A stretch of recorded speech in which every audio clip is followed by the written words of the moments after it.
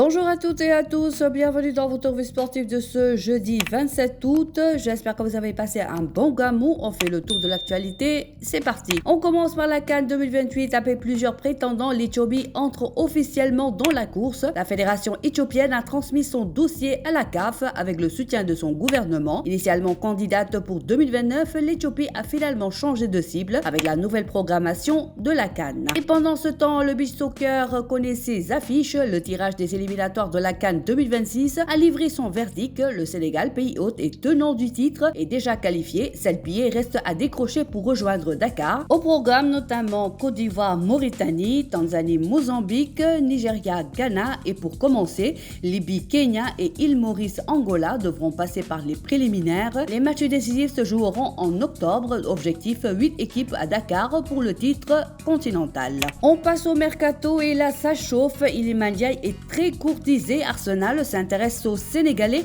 mais Everton ne compte pas le laisser partir facilement. Les Toffees auraient fixé la barre à environ 93 millions d'euros. Autrement dit, il faudra casser la tirelire. Et un autre lion fait saliver les grands d'Europe. Ismaïla Sarr, Liverpool aurait proposé près de 58 millions d'euros à Crystal Palace pour l'attaquant sénégalais. Manchester United, Galatasaray et Al Hilal sont également sur le dossier. Ça sent la bataille royale. À Monaco, on anticipe déjà un possible départ de Lamine Camara. Le club de la Principauté aurait pris des renseignements sur un autre Sénégalais, Pape Matar Sarr. Le mercato n'a décidément pas fini de nous surprendre. En Ligue des Champions, c'est terminé pour Moussa Ndiakhate et Lyon. Après le 1-1 de l'aller, Lyon s'est incliné 2-1 face à Fenerbahçe au retour. Direction donc la Ligue Europa pour les Lyonnais. Mais en Norvège, un Sénégalais a vécu une soirée historique. Tobias Salusen Moi et Viking FK ont éliminé le Dynamo Zagreb et décroché pour la première fois de leur histoire une place en phase principale de la Ligue des Champions. Et le jeune Sénégalais en a profité pour inscrire son premier but chez les professionnels. Et pour finir, direction l'Arabie Saoudite, Al Nassr s'est imposé 3-2 contre Al Ittifaq avec un grand Sadio Mané, auteur de ses 2 premiers buts